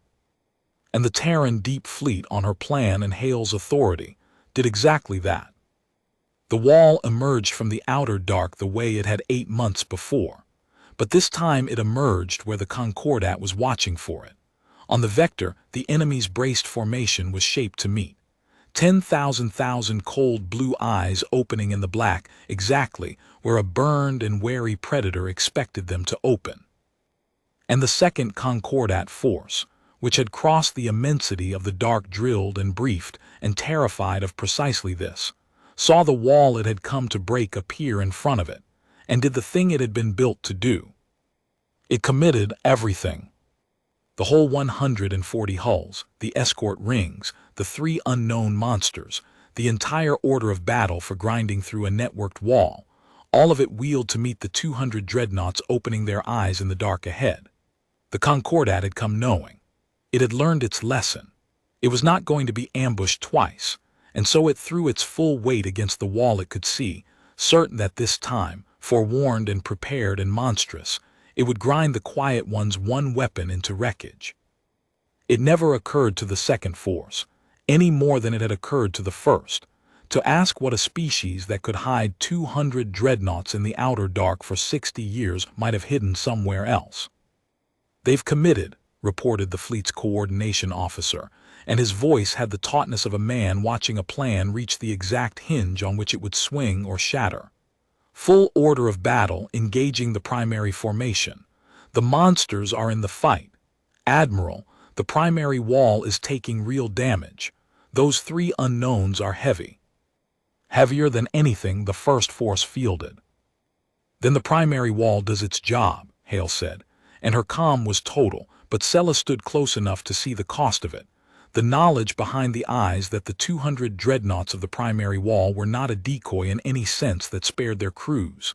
They were fighting a real battle against a real and monstrous enemy, and holding, and dying, so that the enemy would keep its eyes exactly where Sela had told them to point it. They hold. They make the Concordat believe the whole war is right there in front of them. She turned to Sela. "Third officer, it's your moment. You built it. You call it." Sela Mar108 stood at the tactical volume, 19 years old at the heart of the flagship, with the fate of the plan and a great many lives resting on the timing of a single word. She watched the second Concordat force pour itself entirely against the primary wall. Every hull, every escort, every monster, every scrap of its attention and its formation, and its warlord certainty committed to grinding through the 200 dreadnoughts it had come knowing about. She watched the enemy's rear go undefended, its flanks bare, its whole formation stretched taut against a threat it could see and blind to every threat it couldn't. She watched it become, in the precise way she had promised Hale it would, an enemy braced against exactly one thing. And then she watched the outer dark behind the Concordat, the dark they'd already sailed through, the dark they'd checked and swept and pronounced empty, the same mistake dressed in a wiser fear, and she gave the word she'd spent 4 months building toward. "Second wall," she said, "open your eyes." The stars behind the second Concordat force began, very softly, to go out. Not on the vector they were braced for, behind them, in the dark they'd already crossed. In the one place, a burned and knowing enemy had allowed itself to stop looking, because it had learned that the wall came from ahead, from the outer horizon, from the direction of the ambush that had killed its probe. And so it had turned its whole wary formation to face forward, and left its back to a stretch of dark it had personally sailed through and personally pronounced safe. The second wall had been waiting there the entire time, not the 200 dreadnoughts the Concordat had priced. A second armada, grown in the yards Sela had toured on her way in, hidden on a vector no enemy would think to fear because the enemy had already been down it. It had let the whole Concordat force pass over it in the dark, drives cold and lights off and 10,000 eyes closed, and it had waited with the patience of a civilization that had spent 60 years learning to hold its breath. For the moment the enemy committed its full weight to the wall in front and forgot the dark behind. Now it opened its eyes, and the stars went out, and 140 Concordat warships discovered that they had sailed their entire order of battle into the closing jaws of a trap. They'd been so afraid of that they'd walked straight into a second one. "They've seen it," the coordination officer reported, and there was something in his voice now that Sela recognized from 8 months before, from a small involuntary click on an enemy command spine 400 million kilometers away. "The second wall. They've, Admiral, their formations coming apart. They committed forward. They can't turn 140 hulls in time. They're caught." Sela watched the enemy formation try to answer the impossible arithmetic of 2 walls and fail. There was a beat, a single terrible held beat, no more than a few seconds long, in which she could see the Concordat's coordination officer, whoever they were, reach the same conclusion Vach Threnel's scan adept had reached 8 months before, and reach it too late to matter. The follow-on force had spent its entire order of battle on the wall ahead, because its model of Earth had a slot for a stronger enemy, and no slot at all for a stranger one. It had adjusted its estimate of human strength, and never once adjusted its idea of what humans were, and so it had walked its 140 hulls into the X. The 3 monsters at the Concordat's heart did not die easily. That was the part of the battle Sela would carry with her, in the years after, when the rest of it had smoothed in memory into a single, overwhelming impression of black hulls and closing dark. The 140 capital ships broke against the two walls the way water breaks against stone, caught between the armada ahead and the armada behind, unable to turn, unable to run, unable to do anything but die in the order the crossfire chose for them. But the three heavy vessels at the enemy's core, the unknowns, the monsters, the things deep fleet intelligence had flagged do not engage until characterized, those fought like something out of the old frightening picture the broken scout had left behind 60 years ago. They were the galaxy's true weight, the real answer to the question of what the Concordat could bring to bear when it stopped underestimating, and for 11 minutes they made the outer dark of the human system a place where dreadnoughts died. Sela watched them kill 4 of the second wall's hulls before the fleet adjusted. She watched a monster she had no name for take the concentrated fire of 40 dreadnoughts and keep firing, its impossible armor glowing and cracking and holding, and she understood in that moment, cold and complete, exactly what Hale had meant on the day she'd recruited a 19-year-old with good eyes. That 200 dreadnoughts was a hammer, and the galaxy was full of hammers, and even a wall could be broken by a thing that was simply harder than the wall. But there were 2 walls, and the 2 walls had the 3 monsters between them, ahead and behind, and the networked will of 400 dreadnoughts concentrated on the enemy's core the way a lens concentrates light, and even the galaxy's true weight, even the things that had made deep fleet intelligence right do not engage, could not stand in the focus of that much coordinated fire with nowhere left to run. The first monster broke at the 8-minute mark, coming apart along a seam that 40 dreadnoughts had spent 4 minutes carving open. The second died at 10, rammed by a dying human hull whose captain, Sela learned the name later, and kept it, drove her broken dreadnought straight into the monster's cracked flank rather than let it live to kill more of the fleet. The third, the largest, the one at the very center of the Concordat's shattered order of battle, fought until the 11th minute, and then it did the thing that told Sela more about the enemy than any intelligence brief, the thing that closed the loop on 8 months of learning what the galaxy was. It tried to surrender. The hail came across the fleet's own frequencies, the ones the Concordat had captured from its dead probe, and it was not calm. It was the voice of a warlord who had crossed the immensity of the dark, certain of grinding a young world's one weapon into wreckage, and had found instead 2 walls and a closing crossfire, and the wreck of 140 ships that had come knowing and died knowing more. The words did not matter. The tone did.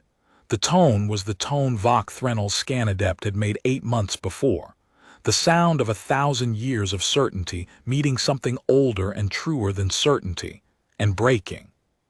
Fleet Admiral Corvin Hale listened to it, and was silent for a moment, and then she looked at Sela, and something passed between them that 8 months of building the plan together had made possible. The first force wouldn't take the offer, Hale said quietly. The second one begs for it in the last minute when they've got nothing left to bargain with. That's the galaxy, third officer. That's exactly the galaxy, merciless when it thinks you're furniture. Suddenly full of the language of mercy the instant it's on the wrong end of the fire. Her sharp eyes were tired and old and utterly resolved. But we are not the galaxy. We spent 60 years in the dark deciding what kind of power we wanted to be when the light finally found us, and the answer was never we do to them what they'd have done to us. She keyed the fleet channel herself. Cease fire on the surrendering hull. Signal all elements. The offer we made the first force stands for the last of the second. Power down, cut drives, surrender to Terran custody. Their crews live. The third monster powered down. Its 10,000, no, its handful of surviving weapons went cold. And the fire of 400 dreadnoughts, which could have erased it in a heartbeat, held, because a 19-year-old from the far end of nowhere had helped an admiral build not just a trap but a choice, and the choice was to be the kind of power that could stop. The outer dark of the human system went quiet. The prisoners came aboard over the following days, and Sela made a point of being present when the first of them was brought through the unbroken dark's cavernous, receiving bay, because she wanted to see the enemy's face when it looked at the thing that had beaten it. The survivor was a Concordat officer of some middling rank, four-eyed and gray-scaled, and moving with the stiff carefulness of a creature that had been certain of the universe until 11 minutes ago, and was now certain of nothing. Sela watched the officer's four eyes travel up the black curve of the flagship's interior, up and up past scale after scale of a warship that was really a landscape, and she watched the exact moment the enemy understood, not the fleet. The enemy had already grasped the fleet, but the choice. That the humans had built all of this, two walls of dreadnoughts grown for 60 silent years, a thing that could erase a Concordat order of battle in 11 minutes, and had used it in the end to make an offer instead of a grave. The officer's four eyes found Sela, small and young among the towering black corridors, and something moved behind them that she would think about for a long time afterward. Not hatred, not even fear, but a kind of vertiginous recalculation. The look of a mind discovering that the category it had failed her species under had been wrong in every dimension at once. Wrong about the strength, wrong about the silence, wrong about the softness, and most disorientingly of all, wrong about the mercy. The galaxy had a model for a young world that fought back. It had no model at all for a young world that could win like that and choose not to be the galaxy about it. Sela met the four eyes, and did not smile, and did not look away, and let the enemy carry that particular confusion home in its bones. They released the record 2 days later. Every second of both battles, the death of the first force and the ruin of the second, the two walls and the closing dark, and the moment the galaxy's true weight tried to surrender to the quiet ones. Deep Fleet Command sent it to Earth, and to every relay it could reach, and eventually, on the long, slow currents of the interstellar dark, it would reach the Concordat of the ninth spiral, and the powers behind the Concordat, and every old crowded predator that had ever looked at a young blue world lighting its own darkness and read the wrong story in it. Sela watched it go out from the flag bridge of the unbroken dark, standing beside the admiral who had recruited her eyes, and she thought about what the record would do. It would end the 60-year secret for good. Earth was furniture no longer, could never be furniture again. The whole galaxy was about to learn that the quiet ones had been building in the dark the entire time it had written them off, and that they had killed 2 Concordat fleets with 2 walls and had enough left over to offer mercy. The dark had stopped hiding them. They were seen now, and being seen, as Hale had said on the day they met, was its own kind of danger. "They'll come again," Sela said. It wasn't fear. 8 months had burned the fear down to something clear and steady and useful. Bigger next time, and knowing, the whole galaxy knowing. "They will," Hale agreed. "And we'll show them a different wall than the one they brace for, because you've taught this fleet a thing it half knew but had never said out loud, that the weapon was never the dreadnoughts. The weapon was seeing the shape before anyone tells you what it is, seeing the trap inside the assault and the invoice behind the probe and the second dark behind the first." The admiral looked at her, and the tiredness in her sharp eyes had something under it now, something like hope, or maybe just the particular satisfaction of a hunter who has found a worthy successor. The galaxy thought Earth was defenseless. It was the most expensive assumption any of them ever made, and they made it because we let them, and they'll spend the next 1,000 years learning not to make it again. A ghost of the first battle calm. You're going to be there for a lot of that teaching, third officer, or whatever rank you hold by the time it's done, which I suspect will be considerably higher than third. Sela almost smiled. She looked out at the dark, at the 2 walls holding their silent formation across the stars, at the impossible thing her species had grown in the cold, while a contemptuous galaxy watched its entertainment and mined its inner belt, and never once bothered to sample the treasure of the age drifting in the dark it had decided was worthless. She thought about the far end of nowhere. About a training sim she'd failed 9 times and then learned to beat, chasing the quiet thing hiding inside the loud one. About a review board that had called her temperamentally unsuited to a doctrine that had turned out to be the thing that was unsuited.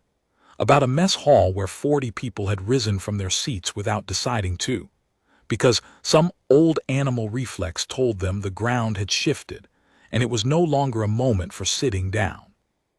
The galaxy had thought Earth was defenseless. It had looked at a soft blue world lighting its own darkness, and been so certain of what it saw that it had sailed 2 fleets 400 million kilometers to collect a fortune it was too arrogant to imagine could be defended. And Earth had let it believe, for 60 patient years, right up until the moment the quiet world's dreadnoughts opened their 10,000 cold blue eyes in the dark, and slid shut across the stars like the closing door of a trap that had been 60 years in the building. They had darkened the stars. That was the phrase that would travel, Sela knew, the phrase the record would carry to every world that had ever called Earth inventory. The night the Quiet One's warships blotted out the sky, and a galaxy that had been so sure the field was empty learned, too late and forever, that it had been singing alone in a field that was never empty at all. "All right," Sela Mar108 said, 19 years old, standing at the heart of the fleet that had corrected the galaxy's most expensive assumption, looking out at the dark her species had learned to wear like armor. "Show me what comes next." And this time, she watched the 2 walls hold their line across the vanished stars, patient, enormous, waiting for whatever arrogance the galaxy sent next. This time, let's make sure we see them coming before they ever imagine we're there. Out beyond the ice line, in the cold and the silence the galaxy had written off as empty, the dreadnoughts of Earth held the dark they had made, and did not blink and waited.